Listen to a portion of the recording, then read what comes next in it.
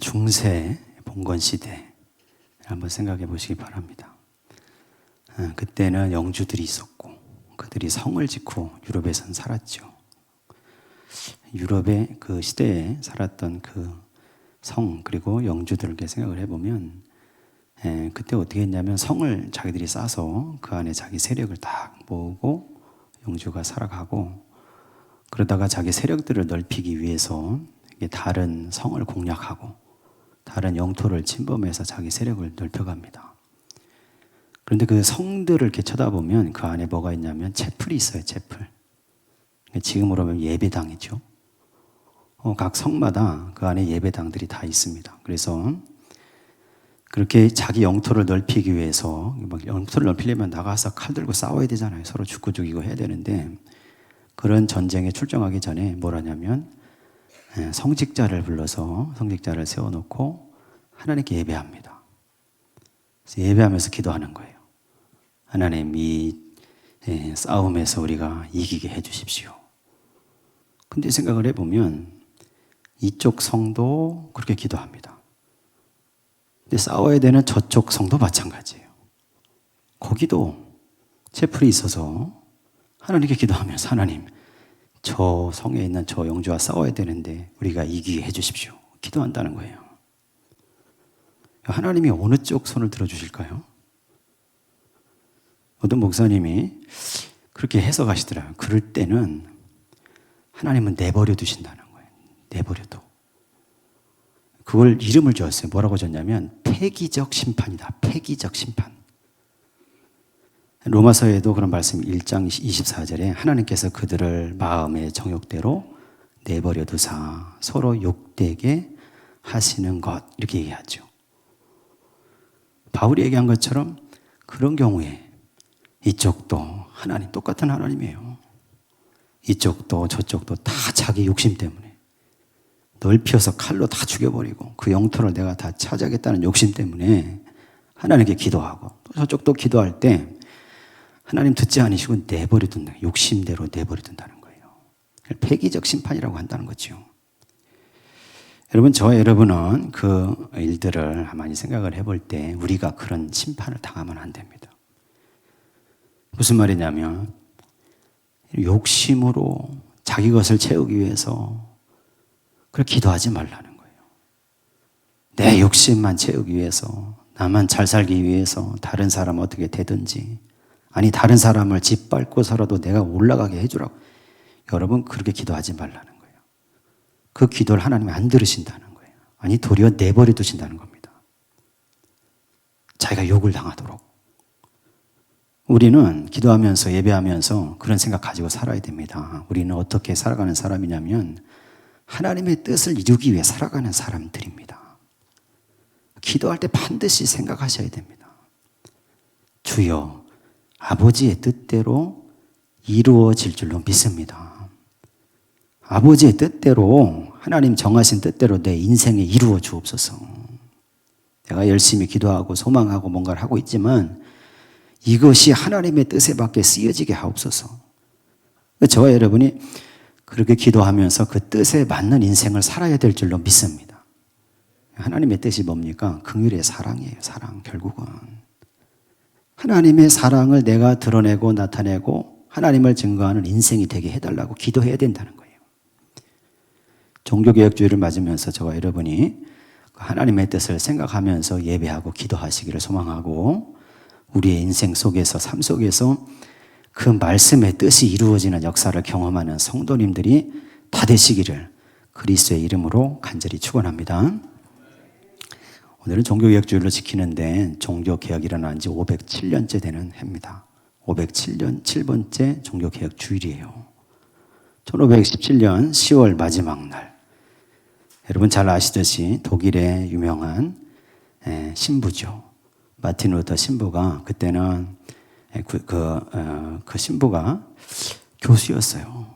말단 신부로, 말단 교수로 살았습니다. 그런데 그때 비텐베르그 성당에 95개조 한방문을 딱 붙이면서 그것이 기점이 돼서 그의 뜻을 따르는, 그걸 생각하고 있었던 많은 사람들이 동조해서 종교개혁이 일어납니다. 종교개혁이 왜 일어났냐면 그 당시에 교회, 지금으로 얘기하면 가톨릭이죠. 정통성을 이어온 가톨릭, 구교죠. 그 교회가 굉장히 타락해 있었기 때문이었어요. 주교들이 성적인 방종에 막 넘어갔어요. 그래서 수녀들과의 사이에서 아이가 태어나. 주교들이 마을에 있는 많은 처녀들, 많은 아내들을 막 취합니다.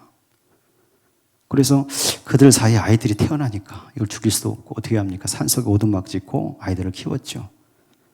그게 유럽의 고아원의 시초가 됐어요. 교회가 그렇게 타락했습니다. 또 성직을 막 사고 팔았어요. 여러분 그때 패스트가 창궐했잖아요. 흑사병이 일어나서 유럽 인구의 3분의 1이 죽었습니다. 그럼 신부들은 안 죽습니까? 신부도 3분의 1이 죽는 겁니다. 신부가 죽으면 어떻게 됩니까? 주일 미사가 진행이 안 돼요. 교회가 막 흔들리는 거예요, 조직이. 그걸 어떻게 해결합니까?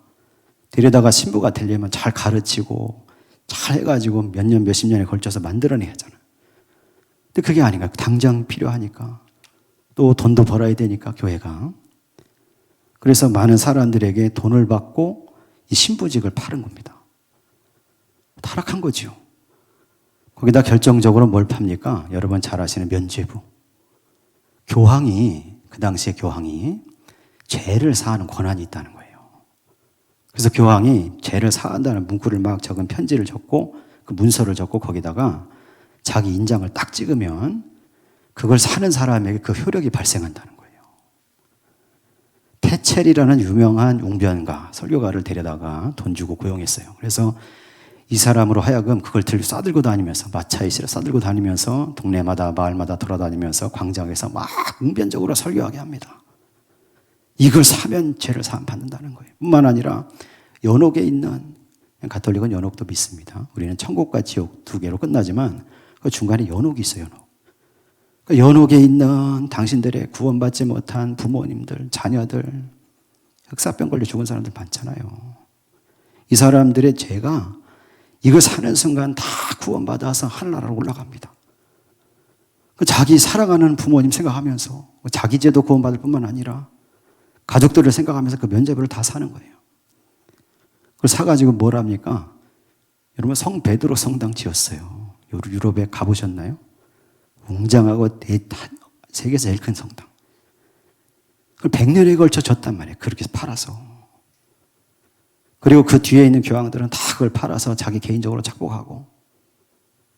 교회가 그런 일들을 하면서 부패하고 타락해 있었어요. 그 당시에 1517년대 그쯤에. 이게 마틴 루터는 그걸 참지 못하고 95개조를 다 써서 면죄부는 잘못됐고 교황이 죄를 사할 수 있는 게 아니고 죄는 회개해야 되는 거고 이러면서 그 논제들을 비텐베르그 성당에 딱 붙이고 그 일을 기점으로 해서 많은 사람들이 그 뜻에 동조하는 사람들이 일어나서 종교개혁이 일어나게 된 겁니다. 그래서 종교개혁에는 크게 여러분 3대 원리가 있어요. 뭐냐면 첫째는 오직 성경, 성서로, 성경으로만. 둘째는 오직 은혜로만. 그리고 셋째는 오직 믿음으로만. 이 3대 원리입니다. 마틴 루터가 오직 믿음으로만 이걸 얘기할 때 여러분 그때 마틴 루터의 개인적인 신앙의 경험이 있습니다.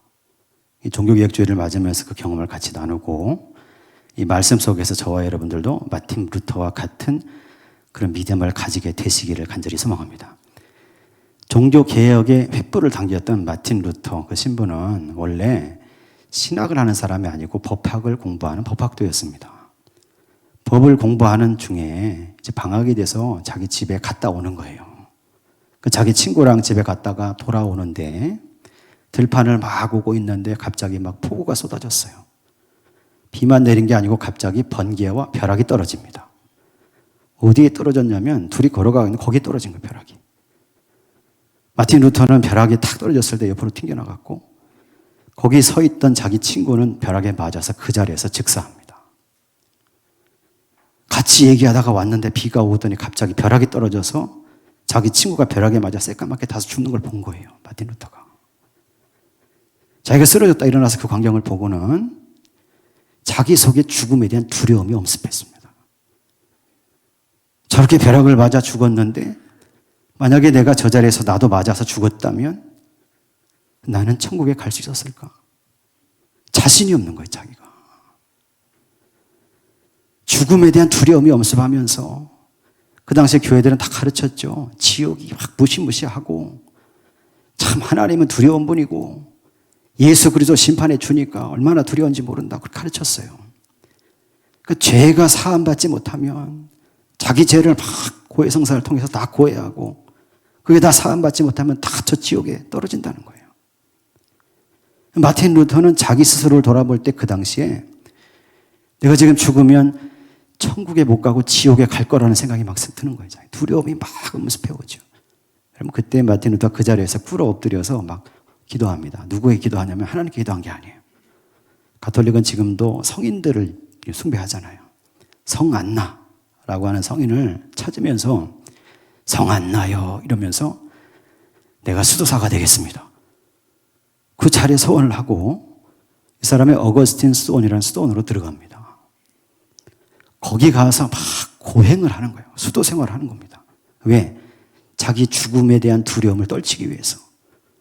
자기가 뭐 알고 지은지 모르고 지은지 이 죄를 다 사함받기 위해서 사흘간 금식도 하고 낮에는 막 중노동을 합니다. 밤에는 밤이 새도록 막 기도하고 좋은 옷은 입질 않아요. 밖에 나가서 거지처럼 하고 다니며 사람들에게 막 구걸하고 다닙니다. 멸시와 천대받는 자리에 막 서슴자고 다니면서 그 수도원에서 자기가 금욕주의적으로 금식하면서 막 그렇게 살았는데 문제는 죽음의 두려움이 없어지지 않아요, 속에서. 자기 죄가 사함받았다는 어떤 그런 확신이 없는 거예요. 1510년도에는 어떻게 하냐면 이 사람이 로마로 갈 일이 있었는데 로마의 라테란 성당이 있습니다. 거기에 뭐가 있냐면 빌라도의 28계단이 있어요, 거기에. 예수님께서 빌라도에게 심판당할 때, 신문당할 때 그 28계단 올라가서 뭐 신문 받았다는 거예요. 그리고 누구든지 그 성당에 가서 그 28계단을 무릎으로 막 기어 올라가면서 그 계단에 올라갈 때마다 주께서 가르치신 주기도문을 막 외우면 그러면 28계단 올라갔을 때 그 죄가 다 사함받는다는 거예요. 미신이죠, 이거. 미신입니다. 루터가 그걸 알고 그 라테란 성당에 가서 무릎으로 기어 올라가, 그 계단. 올라가면서 한 계단 올라갈 때마다 하늘에 계신 우리 아버지요. 막 이러면서 주기도문을 막 외웠어요. 두 번째, 세 번째, 28번 한 겁니다. 28번째 계단 올라갔는데도 죽음의 두려움 속에 아직도 있는 거예요. 자기 죄가 사함받았고 구원받았다는 확신이 없습니다. 그래서 거기서 떠나서 왔어요. 다시 수도원에 와서 막 금욕적으로 막 하면서 자기 수행하면서 고행하면서 하는데 도대체 이게 해결이 되지 않습니다. 근데 어느 날 어거스틴 수도원에 옥탑방이 있어요. 그 옥탑방에 올라가서 이제 성경을 펼치고 성경을 읽으면서 묵상하면서 기도하는 거예요. 그때 로마서를 읽은 겁니다. 무슨 말씀? 오늘 1장 17절에 우리가 읽은 말씀. 이 말씀을 읽으면서 복음에는 하나님의 의가 나타나서 믿음으로 믿음에 이르게 하나니 기록된 바 오직 의는 믿음으로 말미암아 살리라 함과 같으니라. 바울의 이 고백의 말씀, 이 선포의 말씀을 읽는 순간 갑자기 하늘이 열린 겁니다, 루터에게.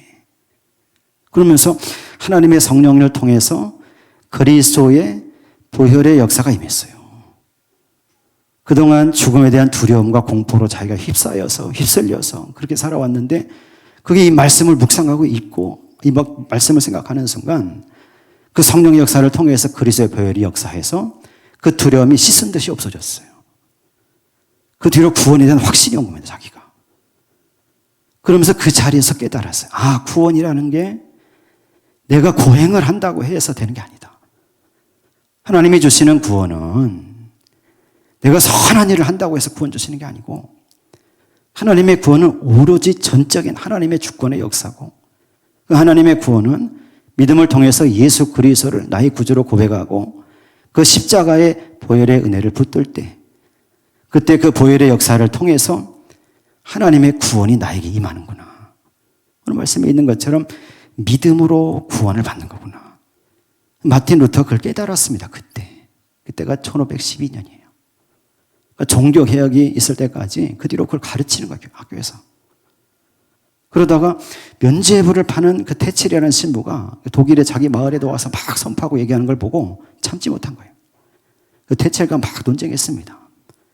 그리고 나서 95개조 이 반박문을 논제를 다 정리해서 1517년 10월 30일 마지막 날 자기가 있는 비텐베르그 대학의 그 성당, 비텐베르그 성당에 거기 문에 딱 붙여놓고 이제 그 논제를 가지고 이제 논쟁하자는 거예요.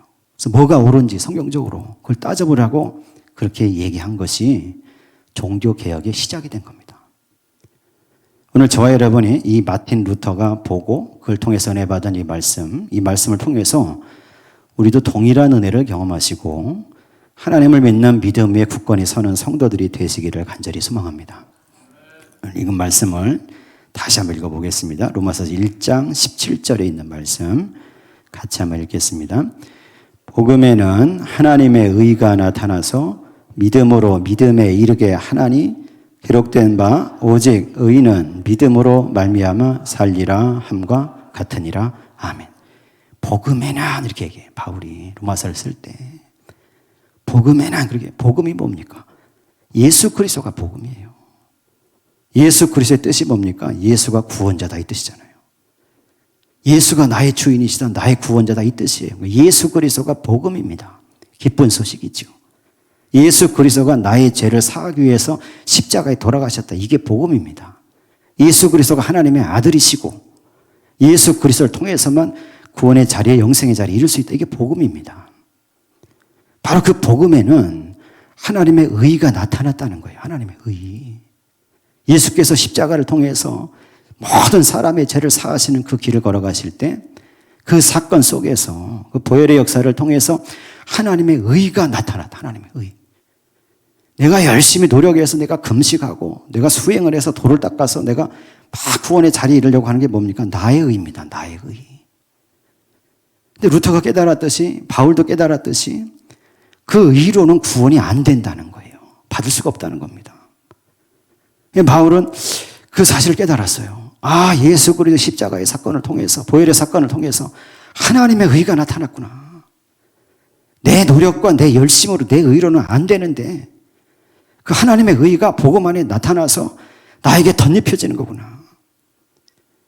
오늘 저와 여러분이 기도하면서 예배하고 또 기도할 때 그 의가 임하시기를 간절히 소망합니다.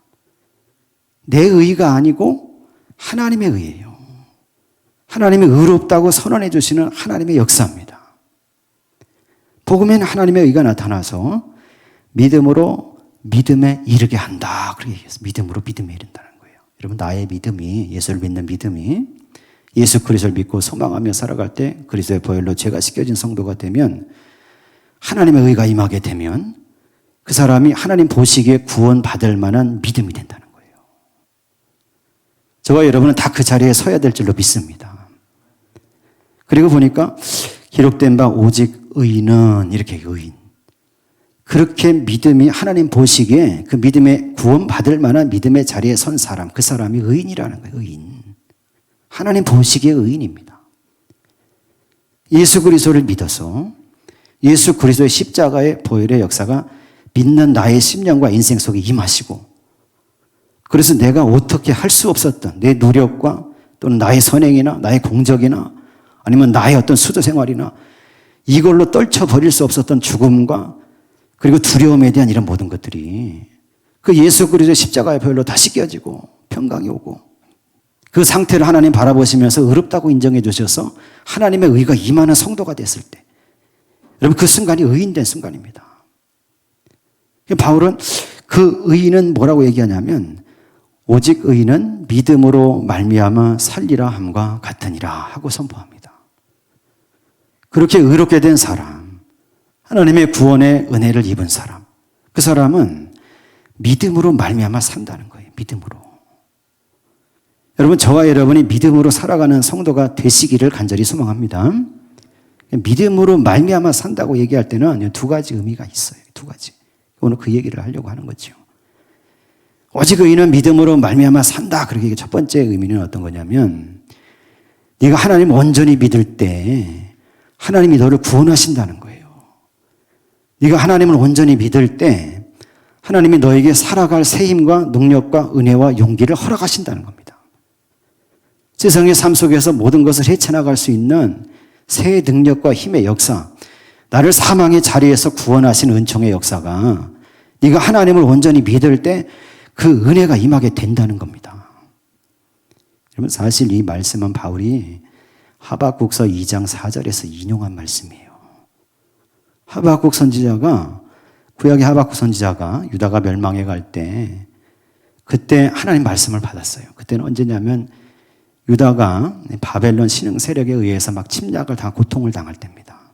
갈대아인들이라고 하는데 그 사람들이 와서 이스라엘 막 괴롭히는 거예요. 노인들, 어린아이들이 막 죽어나가고, 그리고 여자들, 아내들, 딸들이 막 유린을 당할 때 그 사이에 나라가 바로 서야 되는데, 막 합력해서 그걸 막아내야 되는데 그게 아니고 그 사이에 그 유다 나라 가운데 많은 사람들이 사기를 치면서 그 어려운 난국을 이용해서 돈을 버는 거예요.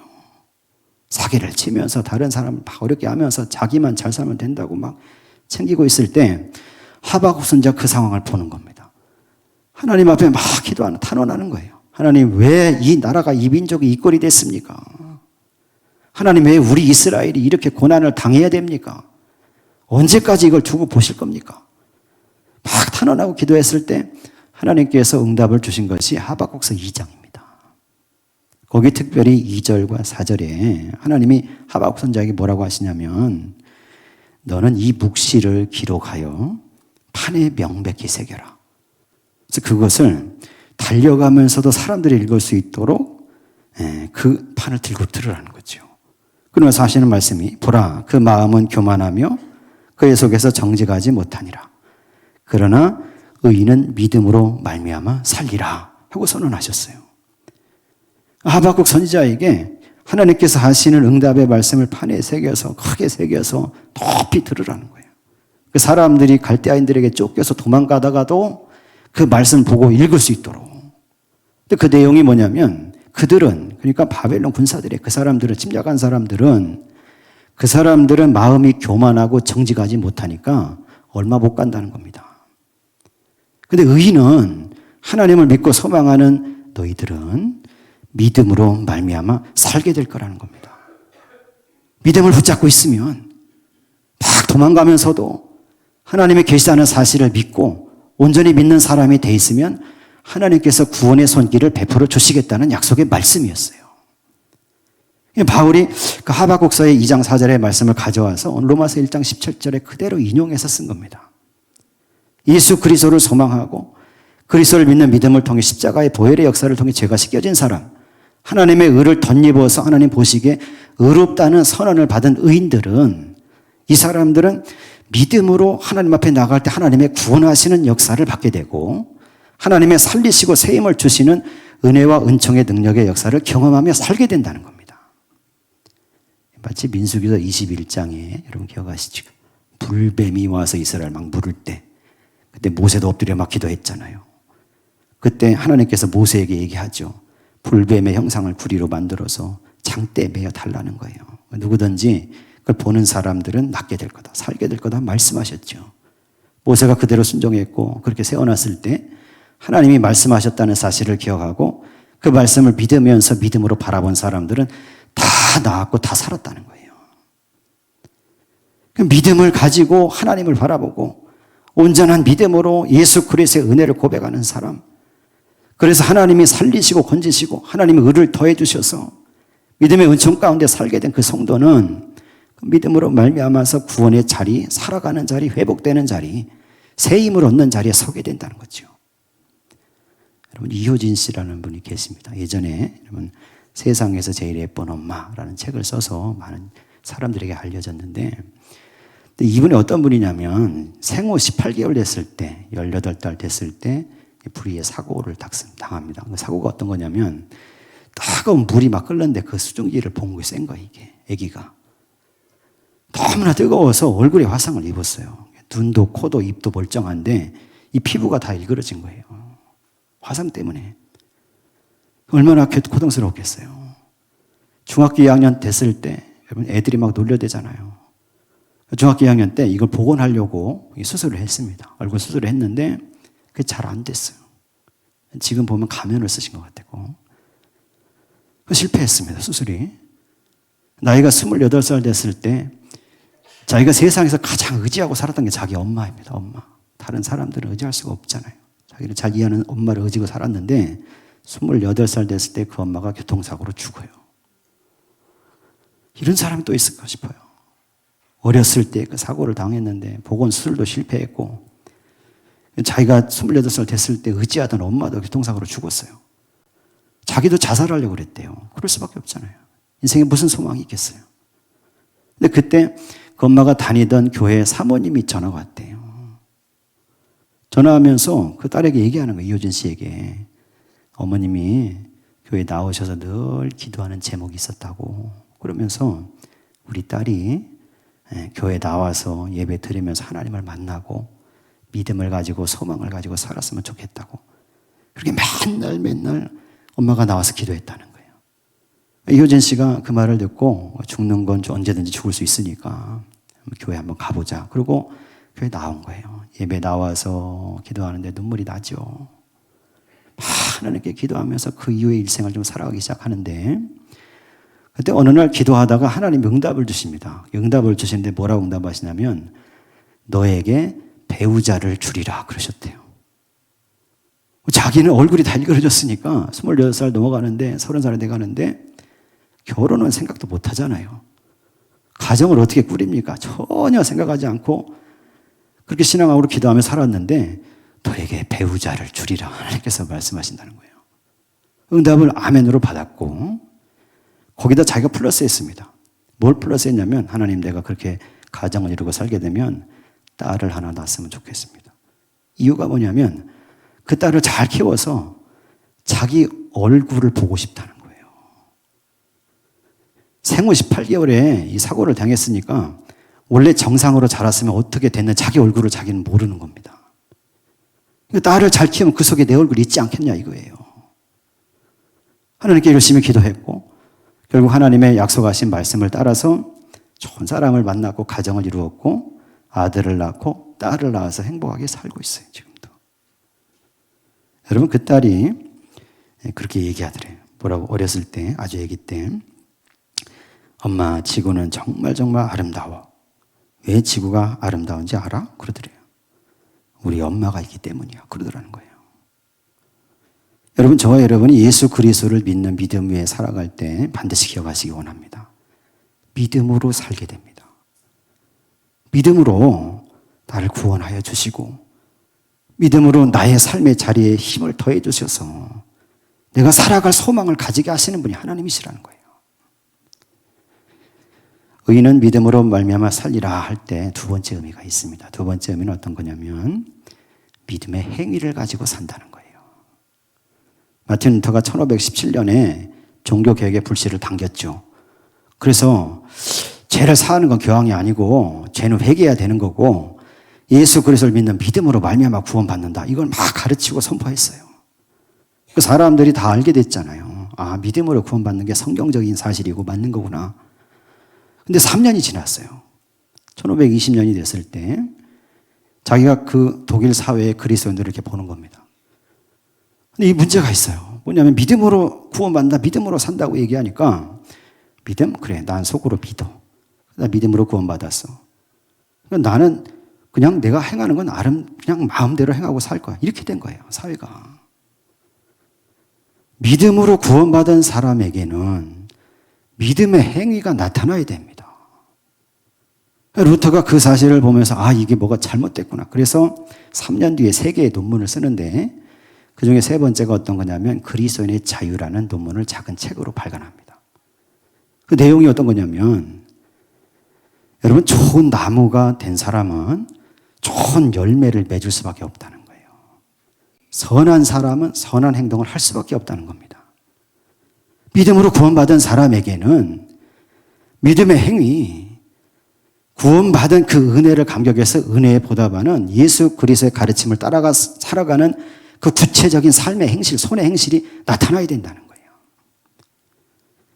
저와 여러분이 종교개혁주의를 맞으면서 우리는 이걸 잘 기억하고 우리의 삶 속에도 그것이 나타나야 될 줄로 믿습니다. 좋은 나무가 됐는데 나쁜 열매를 맺는다? 좋은 나무가 아니죠. 믿음으로 구원을 받았는데 믿음의 행위가 없다? 완전한 구원이 아닙니다. 오늘 저와 여러분의 인생 가운데 하나님이 역사하셔서 우리가 믿음으로 기도할 때 그때 하나님께서 붙잡아 주셔서 구원의 자리에 있는 성도가 되시고 또한 하나님의 은혜 가운데서 믿음의 행위를 가지고 살아가는 인생이 되어야 할 줄로 믿습니다. 고린도후서 3장 3절에 보면 사도 바울이 또 얘기합니다. 뭐라고 얘기하냐면 너희는 우리로 말미암아 나타난 그리스도의 편지다. 그렇게 얘기하면서 이 편지는 먹으로 쓴 게 아니고 돌판에 새긴 게 아니다. 이 편지는 하나님의 성령으로 썼고 우리 육체 속에 있는 마음판에 새겨졌다. 그렇게 말합니다. 예수 그리스도를 믿을 때 그 믿음의 역사를 통해서 구원받은 성도는 그 마음에 하나님의 성령이 편지로 썼다는 편지로. 예수 그리스도의 말씀을 썼고 예수 그리스도의 사랑을 썼다는 겁니다. 그러니까 그 편지가 그 마음에 새겨진 사람, 온전히 구원받은 성도는 편지의 목적이 뭡니까? 읽혀지는 거잖아요. 읽혀지는 거. 그 사람은 자기의 삶의 자리에서 자기의 공간에서 내 마음속에 새겨진 성령의 그 편지의 말씀이 읽혀지고 그 말씀이 드러날 수 있도록 믿음의 행위를 가진 그런 모습으로 살아야 된다는 겁니다. 저와 여러분이 우리의 삶 속에서 그런 성도들이 다 되셔야 할 줄로 믿습니다. 내 속에 새겨주신 예수 그리스도 복음의 말씀이 나의 말과 나의 행실을 통해서 드러나야 되는 거예요. 주변에 있는 사람들에게 읽혀져야 됩니다. 그래서 그걸 통해서 하나님께 영광을 받을 수 있도록 예수께서 너희는 빛과 소금이다 말씀하셨을 때 그 말씀 끝에 보면 너희의 착한 행실을 어떻게? 빛처럼 사람 앞에 비추게 해서 그 사람들로 하여금 하늘에 계신 아버지께 영광을 돌리게 하라 말씀하셨어요. 그러니까 예수 그리스도를 믿어서 의인이 된 성도, 믿음으로 구원받은 성도는 그 행실을 통해서, 믿음의 행실을 통해서 예수 그리스도를 드러내고 하나님을 드러내서 주변에 있는 사람들이 그걸 읽고 보고 하나님께 영광을 돌리게 하는, 여러분 그 자리에 서시고 그 역사를 이루는 성도들이 되셔야 할 줄로 믿습니다. 우리가 그렇게 살아갈 때 우리 사는 자리가 하나님의 나라가 되고 그 하나님의 나라를 살아갈 때 주님이 주시는 평강의 역사가 임하게 될 줄로 믿습니다. 오늘 예배하는 저와 여러분이 그 은혜로 승리하는 성도가 되시기를 예수 그리스도의 이름으로 간절히 축원합니다.